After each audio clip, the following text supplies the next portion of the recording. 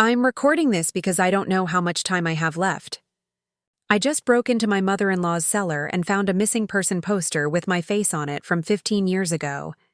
She's upstairs right now, and if she finds me, my real identity stays buried forever. The dust down here smells like secrets. It smells like old paper, like mildew, like something deliberately sealed away from daylight. My phone flashlight is the only light in this room, and I am shaking. Not from the cold, but from what I'm holding in my hands. A faded, water-stained flyer, printed on standard copy paper. And right there in the center, my face. My face at maybe 7 or 8 years old.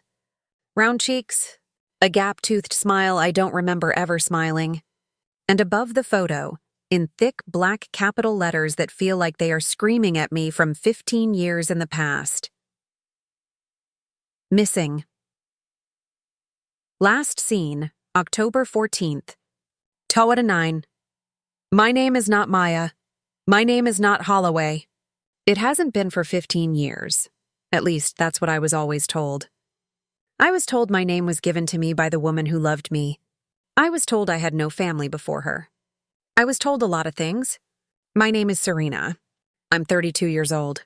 And 30 seconds ago, everything I thought I knew about my entire life collapsed into a pile of old paper in a locked basement that I wasn't supposed to find. But this story doesn't start here.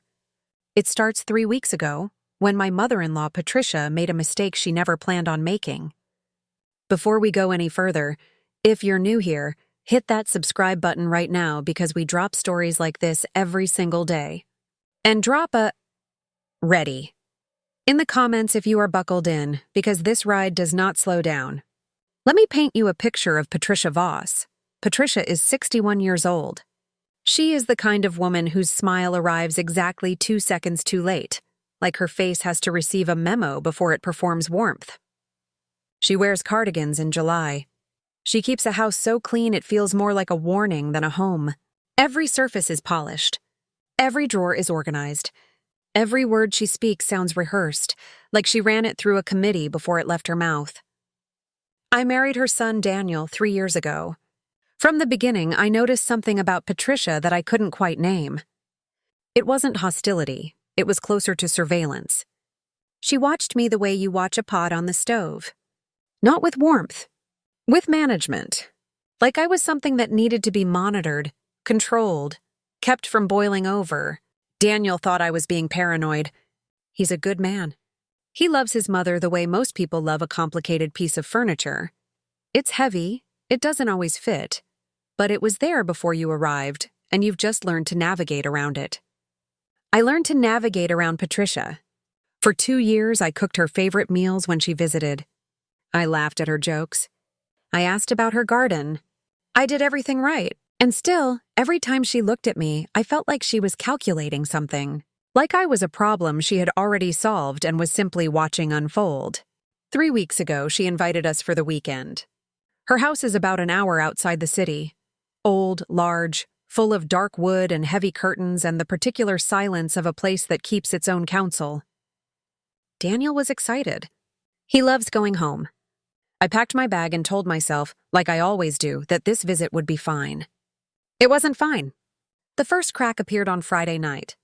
We'd had dinner. Daniel was helping his mother clean up in the kitchen. I went to the small hallway bathroom near the back of the house, and on my way back, I passed the door I'd always assumed was a storage closet. It sat at the end of a narrow corridor, half hidden by a coat rack draped with old jackets. I'd walked past it dozens of times over 3 years. That night, for the first time, I noticed the padlock. It wasn't dramatic. It was just a solid, modern padlock, the kind you buy specifically because it's serious, attached to an old door in an old house. I stood there for maybe 5 seconds, staring at it, and something cold moved through me that I couldn't explain. I went back to the living room. I said nothing, but I didn't stop thinking about it. Saturday was uneventful on the surface. Patricia was gracious and precise as always. She made her famous lemon cake. She asked me thoughtful questions about my job. She refilled my coffee before I asked. Everything was perfectly calibrated, the way everything about Patricia always was. But I watched her too now. And at one point in the afternoon, I saw her eyes move to that hallway. Just once, just a flicker. Like a reflex, she immediately corrected. She caught herself and redirected her gaze smoothly. Not to me, not to Daniel, but to a window. Buying herself half a second. I have a good memory for small things. Always have. It served me well. That night, after Daniel fell asleep, I lay in the guest room and thought about two things. The padlock, and the way Patricia had looked at that hallway when she thought no one was watching. I thought about something else, too. I thought about the fact that I have no memories before age 8. I know how that sounds. Most people have fuzzy early childhood memories, fragments, impressions, not a coherent narrative. That's normal. But what I have is different. I have nothing. No birthday parties. No first day of school. No face belonging to a parent. No sensation of a childhood home. The woman who raised me, I called her Aunt Carol, told me I had a traumatic early childhood and that my brain protected me by suppressing those years. She said I came to live with her at age 8 after my parents were killed in a car accident. She said there were no other relatives. She said I was lucky she'd taken me in. I believed her. For 24 years, I believed her. Aunt Carol died 4 years ago. When she passed, I grieved the only mother I'd ever known. I sorted through her things. I found nothing unusual. Birth certificate, social security card, a few photographs of us together from after I was 8. Everything consistent with the story she'd told me. I found nothing before age 8. I thought that was because there was nothing to find. Lying in Patricia's guest room at 2 a.m, I started to wonder if that was true. Here is where I need to tell you something about Patricia and Aunt Carol. They knew each other. Not well, or so I thought. They had met a few times over the years, at holidays, at my wedding. They were cordial but not close. Patricia had always seemed faintly uncomfortable around Carol, which I attributed to the natural friction between a mother-in-law and the woman who had raised her son's wife. But lying in that dark guest room, running the thread backward, I remembered something. At my wedding reception, I had walked past a hallway and heard voices, Patricia and Carol speaking in low, urgent tones. When I appeared, they stopped. They smiled. Carol touched my face and said something about how beautiful I looked. Patricia refilled her champagne glass. I had filed that away and forgotten it. I was not forgetting it now. Sunday morning, Patricia announced she was driving into town for groceries and invited Daniel to come with her. He agreed. I said I had a headache and would stay behind and rest. Patricia paused for just a fraction of a second before she smiled and said, "Of course, rest as long as you need." I watched their car pull down the long driveway. I gave it 2 minutes. Then I got up. The padlock had a 4-digit combination. I tried the obvious ones first. Didn't work. Then I tried Patricia's birthday. Didn't work. Daniel's birthday. Didn't work. Then I tried mine. The lock opened. I want you to stop and sit with that for a moment. The lock on the secret door in Patricia's house, a door she had clearly kept secured for years, opened with my birthday. Either that was coincidence, or nothing about this was accidental. I pushed the door open. The stairs went down about 12 steps into a low-ceilinged basement. Stone walls, a single bare bulb on a pull string that I was afraid to use. I used my phone light instead. Old shelves lined the walls, boxes, folders, the accumulated archaeology of a life organized by someone who never threw anything away. And there, on the shelf immediately to my left, sitting in a clear plastic sleeve like something preserved, was the flyer. I almost didn't recognize myself. It took 3 full seconds. And then it hit me like stepping off a curb you didn't see. That sudden, stomach-dropping lurch of falling through a reality you thought was solid. Missing Maya Renee Holloway. My face. My childhood face.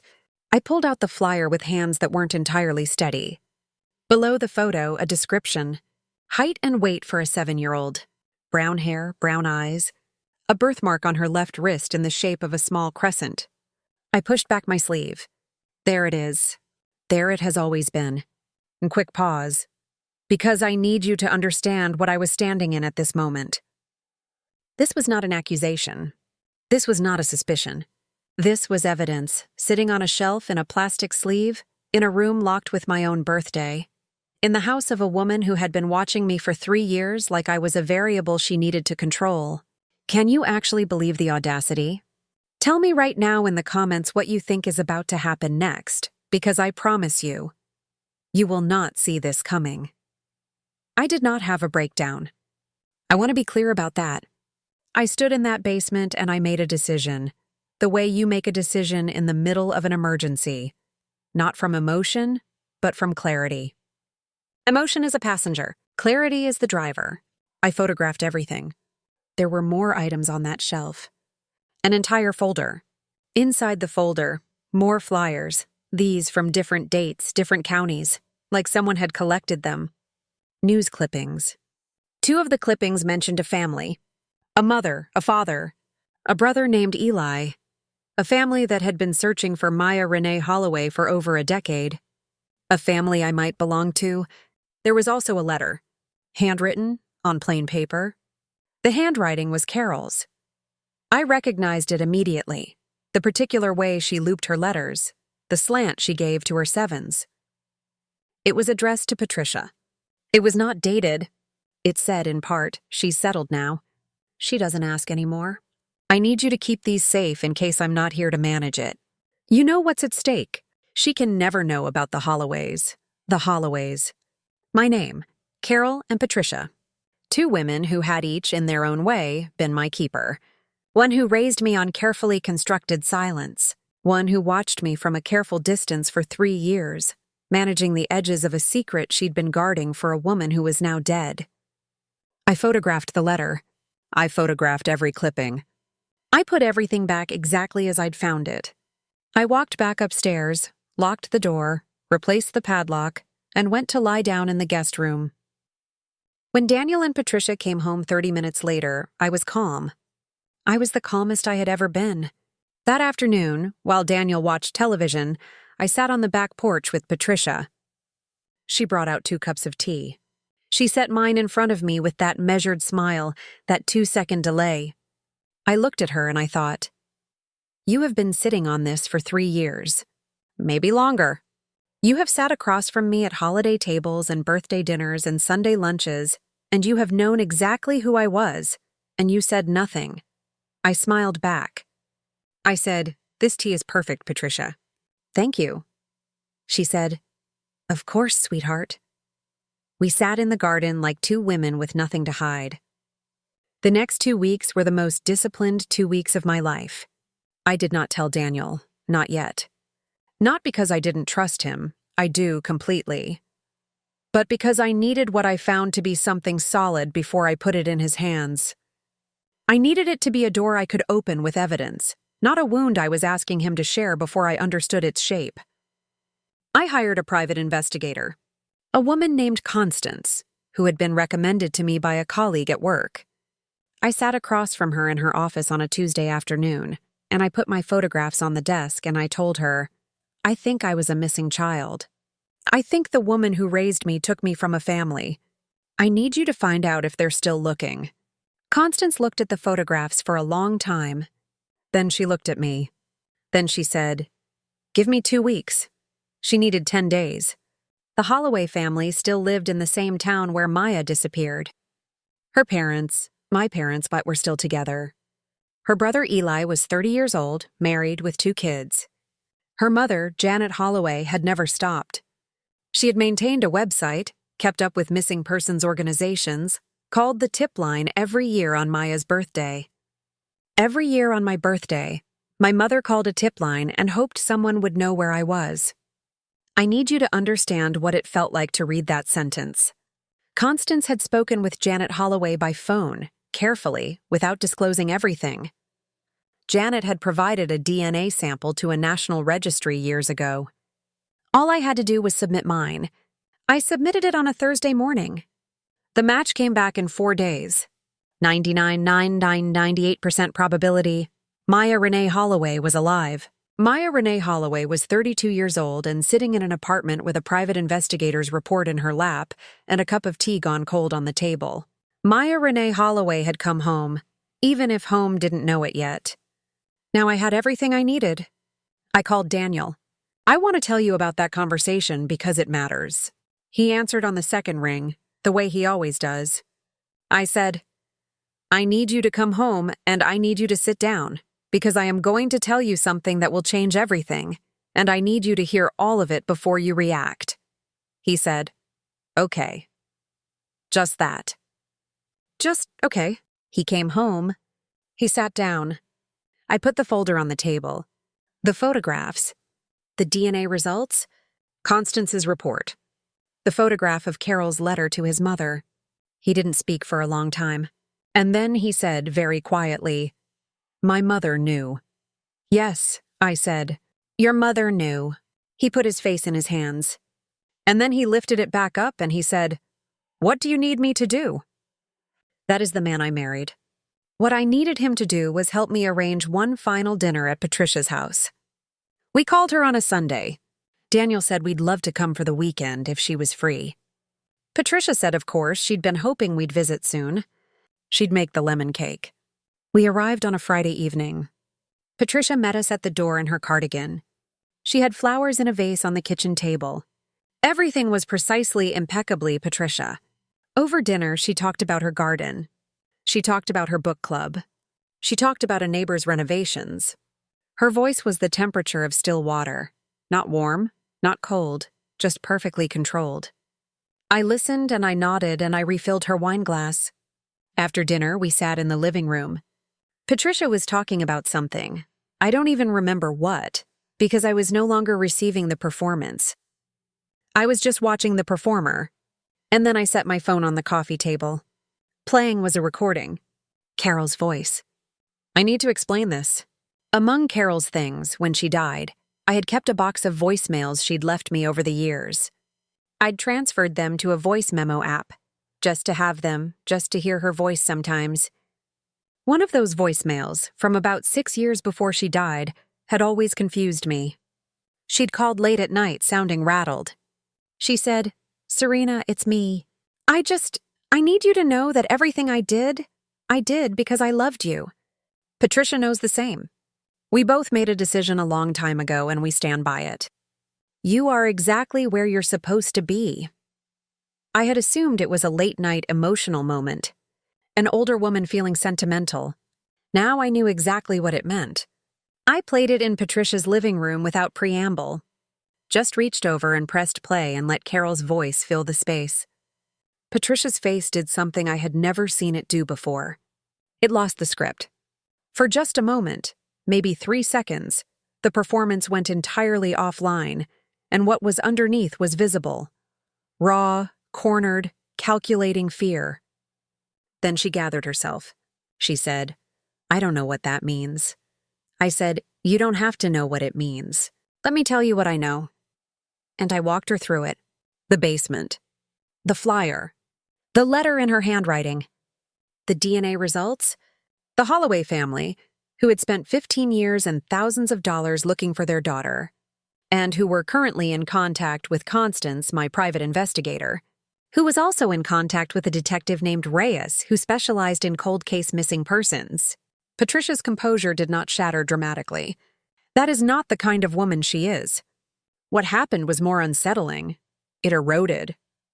Slowly, over the course of those 20 minutes, the architecture of her control came apart piece by piece, and what was left was an old woman who had been holding a tremendous secret for a very long time, and who was finally, irrevocably out of room. She said, Carol didn't mean for any of this to hurt you. I said, I know. She said, she loved you. I said, I know that too. I said, but there's a woman named Janet Holloway who also loved me, who has been calling a missing persons tip line every year on my birthday for 15 years. And Carol's love does not cancel that. Patricia didn't answer. Daniel, who had been sitting quietly in the corner the whole time, stood up. He said, Mom, I need you to understand something. I am not here to punish you, but I am here to tell you that this is over. The secret is over, and what happens next depends entirely on how you choose to engage with it. Patricia looked at her son for a long time, and then slowly she nodded. It has been 7 months since that evening. I have met Janet Holloway. I have met my father, Robert.